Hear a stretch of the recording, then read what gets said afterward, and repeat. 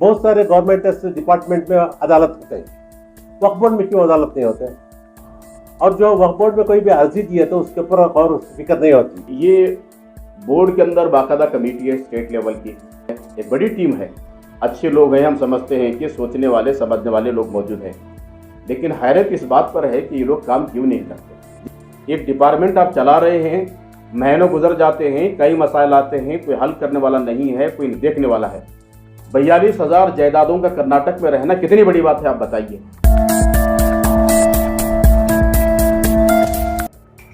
कर्नाटका वक्फ board गैर कारगुजारी और लापरवाही के लिए शोहरत याफ्ता है।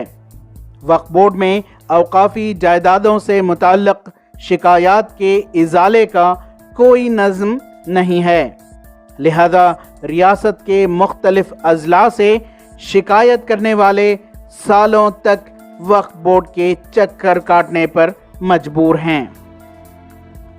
इस सिलसिले में कर्नाटका वक्फ प्रोटेक्शन एक्शन कमेटी के सेक्रेटरी मोहम्मद इलियास कहते हैं कि हुकूमत के कई महकमों में शिकायत सुनने और इनके इजाले के लिए अदालतें बनाई गई हैं, तो फिर वक्फ अदालत का क़याम क्यों न किया जाए।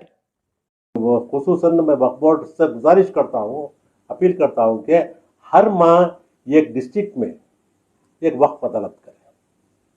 वक्फ अदालत करके जो भी उस डिस्ट्रिक्ट के औकाफी मसले हैं वहाँ पे स्पॉट पे सेटलमेंट करें।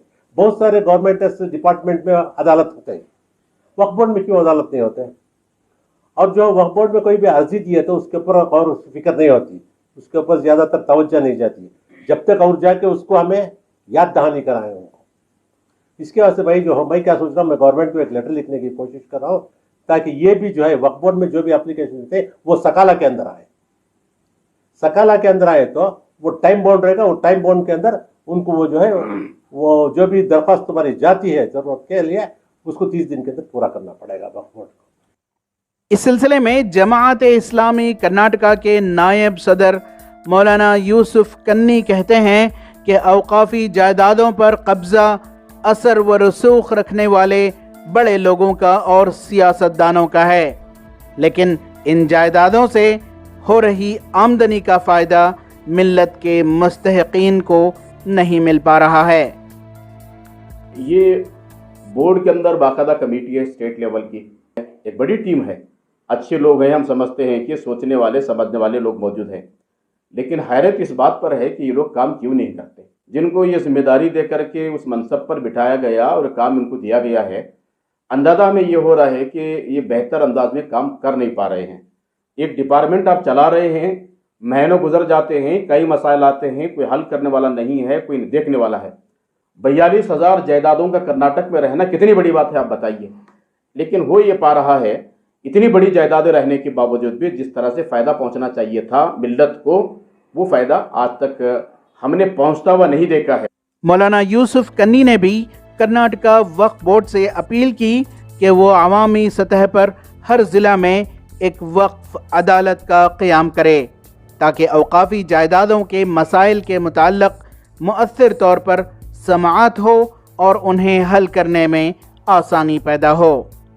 इस तरह की अदालतें कायम करने के बाद इससे एक शऊर तो ये बेदार हो सकता है कि लोगों के अंदर क्या औकात की जायदादें क्या हैं, हिफाजत कैसे की जा सकती है, लोकल मसला क्या है, मसले के हल के लिए क्या किया जा सकता है, वक्फ बोर्ड का कितना कंट्रीब्यूशन इसमें हो सकता है, वक्फ बोर्ड में रहने वाले जो उकला हैं वो किस तरह अपना रोल अदा कर सकते हैं, सारी बातें इस तरह की आ सकती हैं। तो मेरा ख्याल भी ये है कि अगर डिस्ट्रिक्ट लेवल पे अवामी सतह पर मिल्लत के वो अहबाब जो औकाफ से वाकिफ़ हैं, मसाइल से जूझ रहे हैं, उन लोगों को अगर अपनी बात कहने के मौके के सिलसिले में अगर कोई इस तरह की अदालत बनती है तो बहुत अच्छी बात है ये। ETV भारत के लिए बेंगलोर से रफ़ीक जब्बार की रिपोर्ट।